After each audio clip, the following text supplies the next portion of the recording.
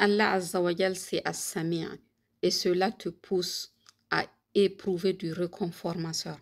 Parce que tu sais que quelle que soit ta demande, quelle que soit la langue dans laquelle tu vas l'exprimer, quelle que soit la manière dont tu vas l'exprimer, que ce soit en chuchotant ou en parlant haut, Allah Azza wa Jal, il t'entend.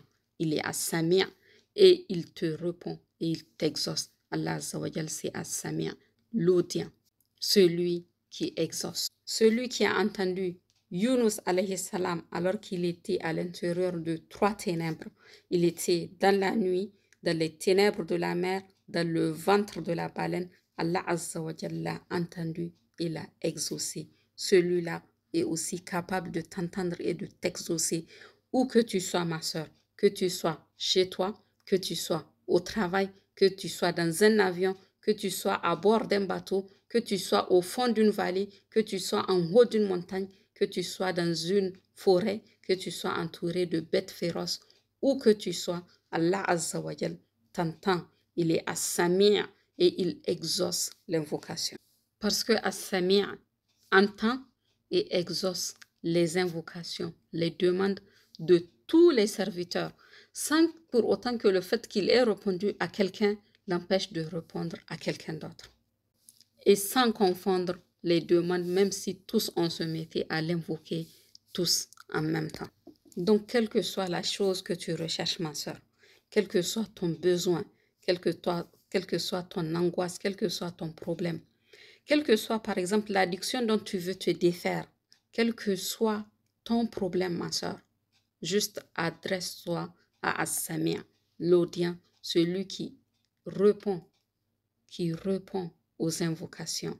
Il entend tes supplications, il entend tes demandes, quelles que soient tes contraintes, et il te répond de la meilleure des manières.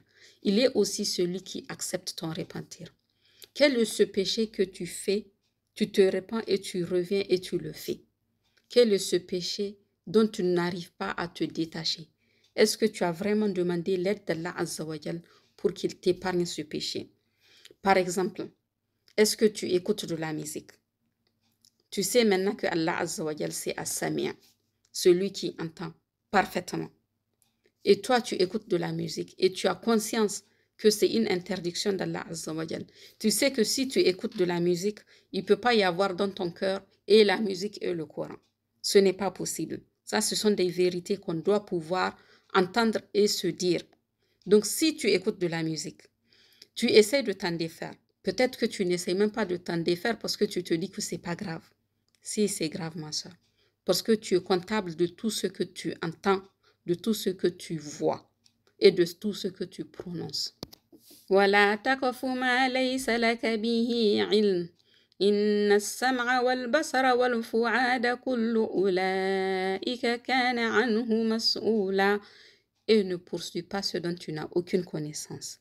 Lui, la vue et le cœur, sur tout cela en vérité, on sera interrogé.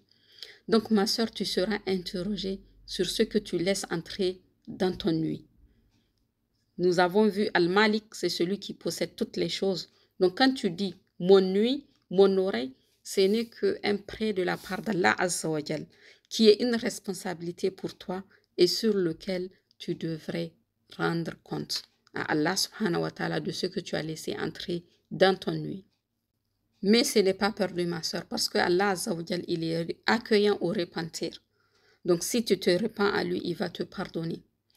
Ensuite, tu demandes son aide parce qu'il est As-Sami', il t'entend, il exauce pour que Allah subhanahu wa ta'ala te préserve et préserve ton nuit de la musique.